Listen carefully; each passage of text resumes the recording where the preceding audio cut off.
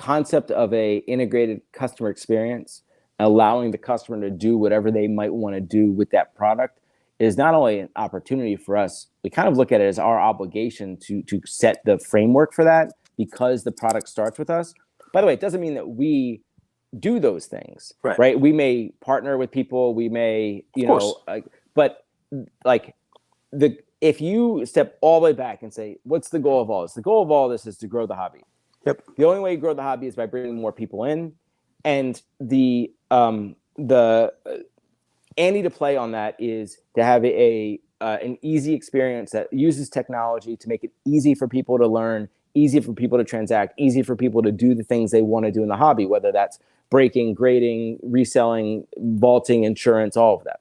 And Ruben hinted at this at some of his conversations on air, and people took it the wrong way, that we were saying, oh, that Fanatics is just going to go and do everything and run the whole thing. That's not what he was saying. That's the idea is that we have to be thinking about that as from the customer experience and make it easy from a technology standpoint that they do that. Maybe that means that we have a partnership with PSA, right? And we do that. Maybe we create our own grading company. I don't know.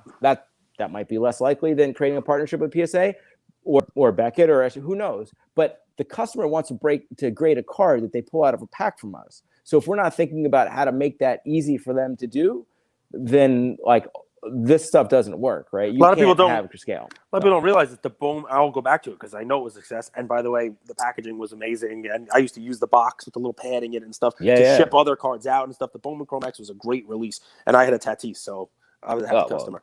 So nice. So out of 99, every card, Andrew, in the release was already graded PSA 9 or 10. Yeah. So they guaranteed you that it was going to be a mint or better card in the release, in the box. But I'll tell you what, that was a good example to your earlier point on testing and iterating. In retrospect, that was not necessary because, as you know, there's only 4 hits in that box. So do you really need all those commons graded? It added cost, it added time.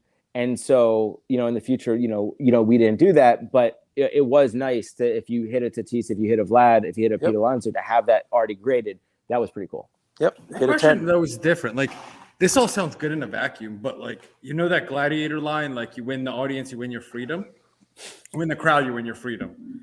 Yeah. Well, I'm curious, like, is the hobby's an outspoken bunch of dudes, and the girls are awesome. Like, but the hobby's loud.